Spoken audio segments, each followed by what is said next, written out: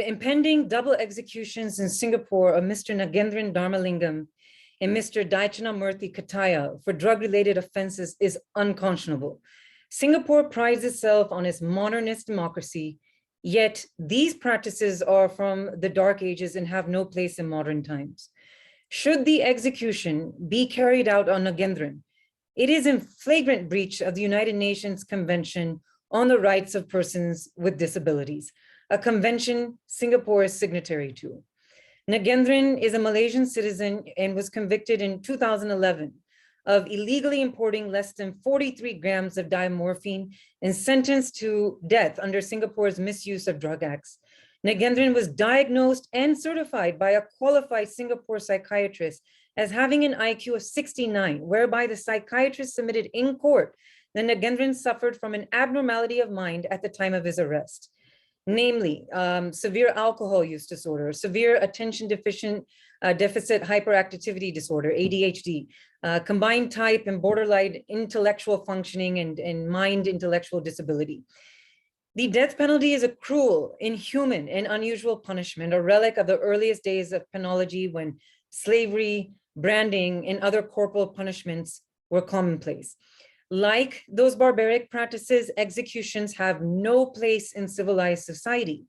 Nagaenthran is diagnosed by a qualified Singaporean psychiatrist as having mental health issues that give rise to poor impulse control, attention issues, long-term planning, awareness of situations and surroundings, cause and effect, and various other high-order prefrontal cortex cognitive decisions. As a result, he does not meet the threshold for culpability.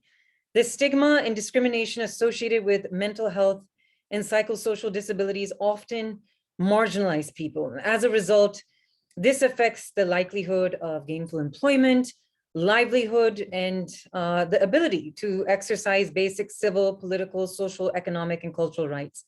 Daichanamurthy Kataya is also set to be executed after he was sentenced to mandatory death penalty for drug-related offenses.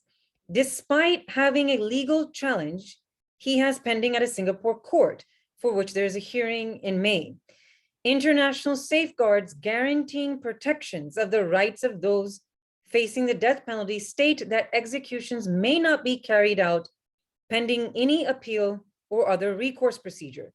Singapore's Prime Minister Lee Hsien Loong and his cabinet must seize this last chance to spare both men's lives. I urge the authorities to establish an official moratorium on all executions and revise the scope of the death penalty for drug-related offenses as first moves towards its full abolition. The death penalty will never, ever solve problems associated with drugs in Singapore. Solid research backs this in solidarity.